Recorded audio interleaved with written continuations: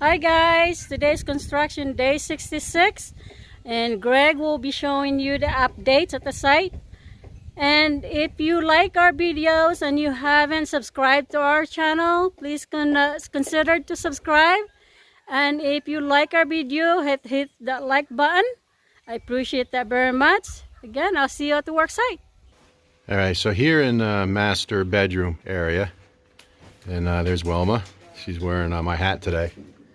They went ahead and poured the master closet floor. They got that done late yesterday, so we can check that box off. That's done. So what Vince is doing today, Vince and JC, is they're working on the wall. The wall separating the master closet from the master bathroom. Now, if you guys remember from all the other videos, this wall, they installed it way short.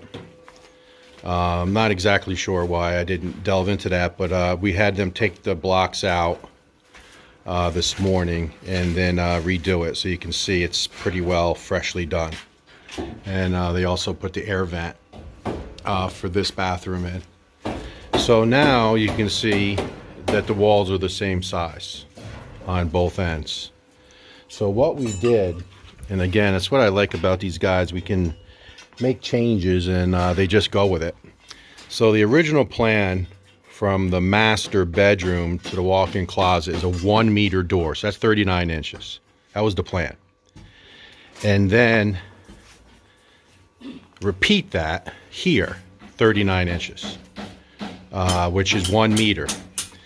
But what we did was we made a change and we widened this just a bit by 20 centimeters. So now it's this opening now was no longer 1 meter, it's 1.2 meters.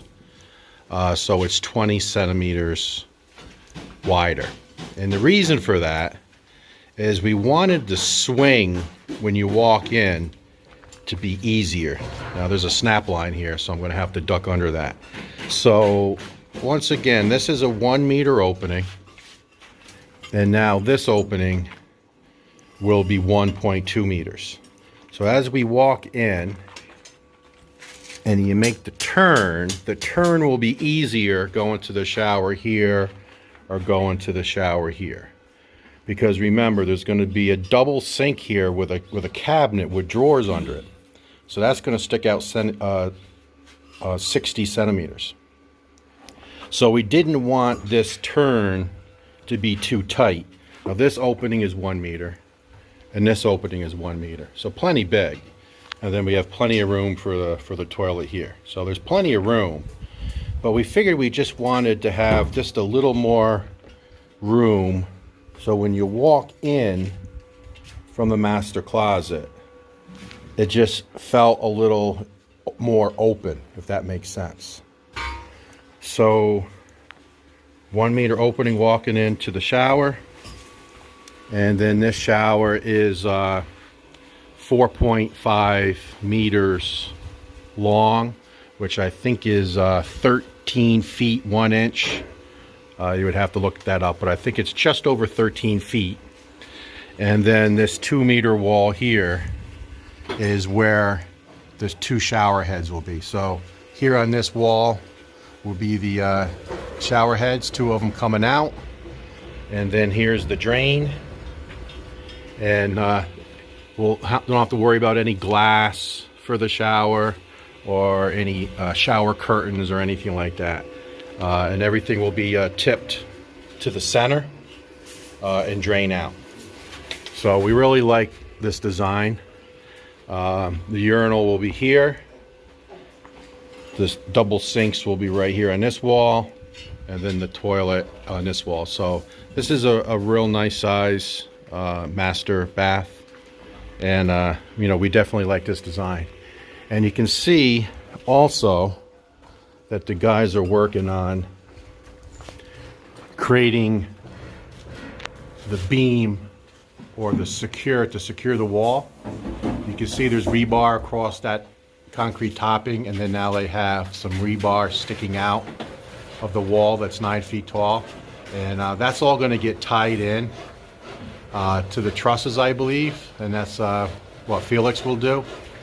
And then the Hardy Flex cement board will come down and cover all that. You won't see any of that because the ceiling will be at 9 foot. But they are working on securing this wall because this wall is not secured at this point. It just goes straight up. But it'll all be tied in to make it sturdy. Okay, spare bathroom update. So they completed the wall all the way up to the 9 foot area. They did put the lintel across. They have steel rebar going across. And you can see the rebar sticking out of the top of this 9 foot wall. And that's all going to be tied in. You can see the beam there where the rebar is coming out. And they will tie this wall to the beam for strength. And then now today, they're also starting to do the wall that will separate the toilet from the shower. So the shower itself will be 90 centimeters wide, and then the toilet area is 80 centimeters wide. So plenty wide enough. And then the wall itself typically goes to the 5 foot level. We're taking it to the 6 foot level just because we don't want any shower water, if someone's taking a shower, to jump the wall and come down onto the toilet. We do not want that. We want the toilet to stay dry. So this wall is going to go up to the 6 foot level. And then the blueprints called for this wall to stop right there between those 2 blocks. We're extending it 1 more block out. And the reason for that is the same thing. We don't want to have any shower curtains here or any glass doors. We just want this open concept where you just walk in and just turn and go right into the shower. So we made this wall longer, and then we'll pitch the tile right from the end of this wall, and it will pitch all the way down to the drain.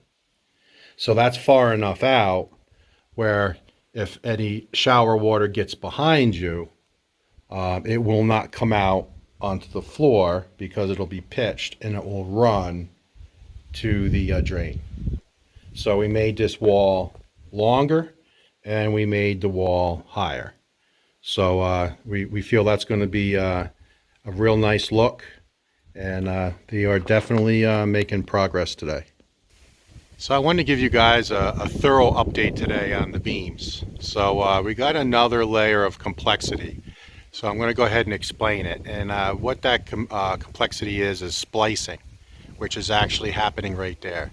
But before we get there, just want to go over a few things. So typically you guys know that when you build a 1-story home, you use 6 strands of 12 millimeter rebar in all the columns.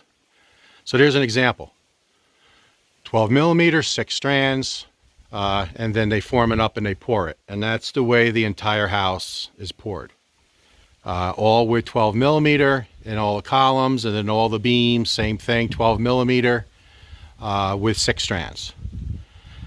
But in this corner, because it's bearing the weight of this large beam coming across, and the fact that there's a splice, they use 16 millimeter. So there's 4 strands of 16 millimeter in this column, this corner column going straight up, 16 millimeter. And you can see that all the cross beams here will also be 16 millimeter, which is different from the rest of the house. So now let me show you the splicing. And it looks like they're getting more and more cocoa lumber delivered each day as the guys are asking for more scaffolding. But to talk about this beam for a minute, which is very similar to that side, other than the fact that this is just larger. This span from that main 2-meter overhang beam that comes out of the main space, just like over there, repeats here. But this span is 5 meters, and then the carport span is 3.5. So that's 8.5 meters. So what it called for is to use 16 millimeter. So there's 6 strands of 16 millimeter going all the way across. So since that's so far, they don't have the rebar that long. So what they have to do is they have to splice in the rebar to be able to reach that far distance. So I'm going to try to zoom in here, and the sun is right in my face. You see how that's bent there?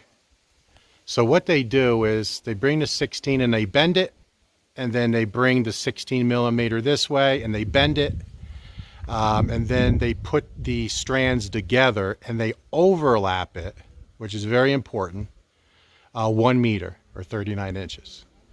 So instead of being 6 strands, over the splice, it's 12 different pieces of 16 millimeter. So it's the 6 coming this way and the 6 coming this way that overlap by 1 meter. And then also what they're doing, and they're not done yet, you can see they're not done with it on this side because the stirrups over here is about, I guess, 8 inches apart. But look by the splice. They're looking like they're about 2-3 inches apart. So they're adding additional stirrups over the overlap area, which is the splice. And that's just to make sure that that stays very secure. And then when they box this up and pour it, it will withstand the weight. Now, there's no second floor, as you guys know, and this is just a carport. So all it's going to be is some steel and some metal roofing. So there's no weight. But I wanted to show splicing for the first time.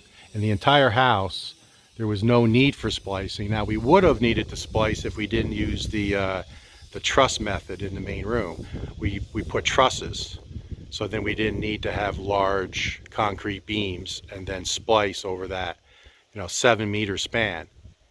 So this is the first example of splicing, and it's basically they jumped it up from 12 millimeter to 16 millimeter, adding more stirrups, and then the actual splice they bend and then overlap by 1 meter, so it can withstand the weight of the beam itself.